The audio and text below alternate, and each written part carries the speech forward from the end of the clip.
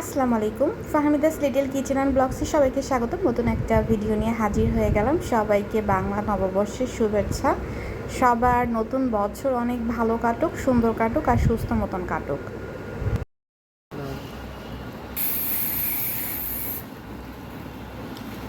আমাদের সকালের নাস্তা হচ্ছে আলু বেগুন ভর্তা। এখানে আপনাদের ভাইয়া হচ্ছে বেগুনের স্কিনটা ছাড়াচ্ছে, আর এখানে হচ্ছে আলু ভর্তা আর ডিম ভাজা। এই হচ্ছে আমাদের বৈশাখের সকালের নাস্তা। যেহেতু দুপুরবেলা হচ্ছে ভর্তা ভাতের মানে সেই লেভেলের আয়োজন করেছি, সেই লেভেল বলতে আলহামদুলিল্লাহ যা করতে পেরেছি আর কি, তাই সকালবেলার খাবারটা একটু লাইট রাখার ট্রাই করেছি। খুবই মজা ছিল, সত্যি কথা। তো চলে আসছি হচ্ছে দুপুরে রান্না করতে। আচ্ছা, রুই মাছের মাথা দিয়ে তো মুড়িঘণ্ট অনেক খেয়েছেন, তবে ইলিশ মাছের মাথা দিয়ে কি খাওয়া হয়েছে কখনো? আজকে রেসিপিটা আপনারা দেখতে থাকেন। আমি ইলিশ মাছের মাথা দিয়ে হচ্ছে আজকে মুড়িঘণ্ট করব মুগ ডাল দিয়ে। তো এখানে একটা মাথা নিয়ে নিয়েছি। মাথাটাকে ভেজে নিতে হবে প্রপারলি। মাথাগুলো ভাজা হয়ে গেছে, তুলে ফেলতে হবে। তো প্রথমে একটু গরম মশলা দিয়ে দিব, বিসমিল্লাহ। এরপর দিয়ে দিব হচ্ছে পেঁয়াজ কুচি। এখানে এলাচ হচ্ছে একটু ছেঁচিয়ে নিয়ে, এলাচের মুখটাকে একটু ফাটিয়ে নিয়েছি যাতে স্মেলটা বেরিয়ে আসে। পেঁয়াজটা যখন ব্রাউনিশ হয়ে যাবে তখন আমি এখানে বাটা মশলা অ্যাড করবো। এখানে আদা রসুন বাটা আছে প্রায় 1.5 টেবিল চামচের মতন, জিরা গুঁড়ো আছে, ধনিয়া গুঁড়ো আছে, লবণ এবং হলুদ সব কিছু 1 চামচ করে আছে, মানে 1 টেবিল চামচের মতন আছে। মশলাগুলো প্রপারলি কষিয়ে নিব প্রথমে।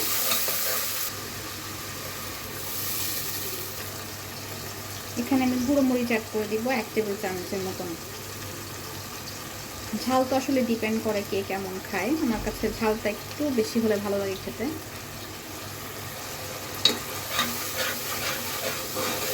মশলাগুলো কষানো হয়ে গেছে। আমি হচ্ছে মুগ ডাল এখানে 1 পোয়ার মতন, মানে হচ্ছে 1 পোয়াতে কতটুকুন হয় 250 গ্রাম ডালকে আমি ভেজে তারপর পানিতে ভিজিয়ে রেখেছিলাম বেশ কিছু সময়, আর কিছু চিড়ে নেওয়া কাঁচামরিচ দিয়ে দিলাম। ডালটা এখন ভালো মতন কষিয়ে নিব নেড়ে চেড়ে।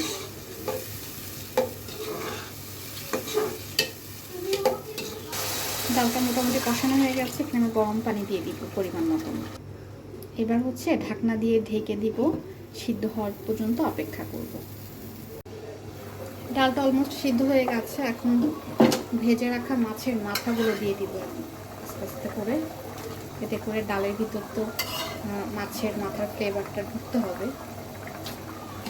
এই যে এখন আর মিনিট 5 জাল করে নিব, তাহলে রান্নাটা কমপ্লিট।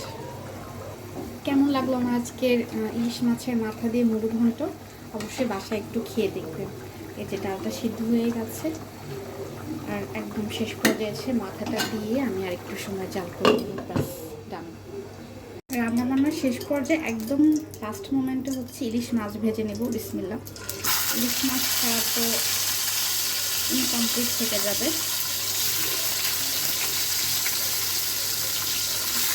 কয়েকটা মাছ আমি ভেজে নেব।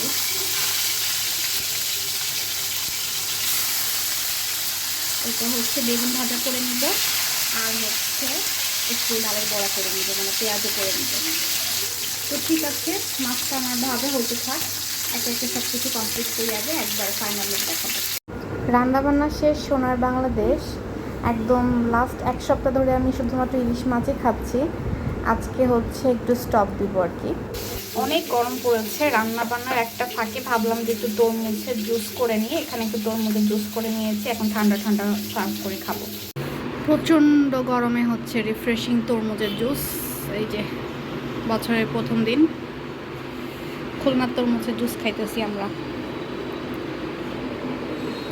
একদম খাইলে কলিজা পর্যন্ত ঠান্ডা হয়ে যায়। সত্য কথা বলতে সবাই তো আসলে পান্তা খেতে পছন্দ করে বৈশাখে, তবে আমি কেন জানি পান্তা খেতে পারি না, আমার ভালো লাগে না। তো এখানে আমার রান্নাবান্না কমপ্লিট করেছি সব কিছু। এখানে আলু ভর্তা করে নিয়েছি শুকনো মরিচ দিয়ে, এরপর হচ্ছে ডালের বড়া করেছি, বেগুনের চাক ভাজি, বেগুন ভর্তা, এরপর হচ্ছে ইলিশ মাছ, এরপর হচ্ছে মাছের লেজ, আর হচ্ছে একটু শুকনো মরিচ নিয়েছি যাতে একসাথে মেখে খাওয়া যায়। এরপর আমার মজাদার ডাল, আপনারা প্লিজ এই রেসিপিটা একবার ট্রাই করবেন, দেখবেন পুরা ডালের ভিতরে ইলিশ মাছের ফ্লেভারে ভরপুর। এরপর একটু ছাঁক করেছিলাম, মানে টক দই আর হচ্ছে গোলমরিচ, একটু লবণ আর লেবু দিয়ে একসাথে হচ্ছে মিক্সড করে একটা ছাঁকের মতো করেছি, খুবই মজা হয় খেতে। গরমে কিন্তু আমি প্রায় এটা খাই। আর এইটা হচ্ছে আমার ওভারঅল লুক, মানে এটা দেখে তো খুবই লোভনীয় লাগে। আর আমি কিন্তু এমন না যে শুধু পয়লা বৈশাখ, আমি আমার বাসায় প্রায় এই ধরনের আয়োজন করি, কারণ ভর্তা ভাজি তারপর ডাল সবজি এগুলো আমার সব সময় হরহামেশাই আমার বাসায় চলে আর কি। আর খাওয়ার শেষ পাতে ছিল দই, আর তার সাথে ছিল হচ্ছে মজাদার রসমালাই আর হচ্ছে মিষ্টি রসমালাই, আর হচ্ছে অনেক মজাদার ক্ষীর চমচম। এই দেখে দেখে এটা তো আমার ভিডিও করা হয়নি। হ্যাঁ, ক্ষীর চমচম। এটা যে সেই 850 টাকা করে কেজির ওইটা না? হ্যাঁ, এটা মজা। আরএফএল থেকে শানের জন্য হচ্ছে আমরা পড়ার টেবিল নিতে আসছি। এই যে বসে পড়ার টেবিল, তাই না আপু?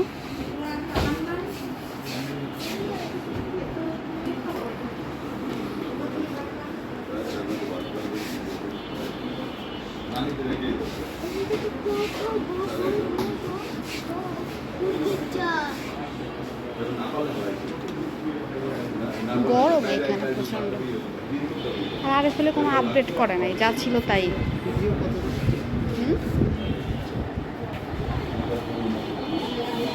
এমনি টেবিল এক নম্বরে এরকম পড়া, এটা এরকম ভাঁজ করে রাখা যায়।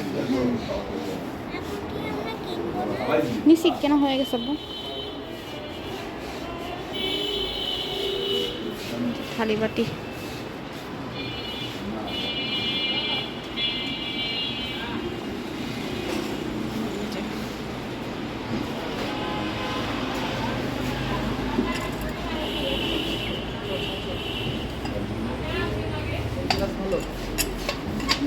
পাতলা পাতলা। তো বৈশাখে ওভাবে স্পেশাল কোথাও যায়নি, ছেলেকে নিয়ে একটু বাইরে যাওয়া হয়েছিল, আর ফেরার পথে হচ্ছে একটু বেগুনি ভাজা ভুজা খেয়েছি আর কি।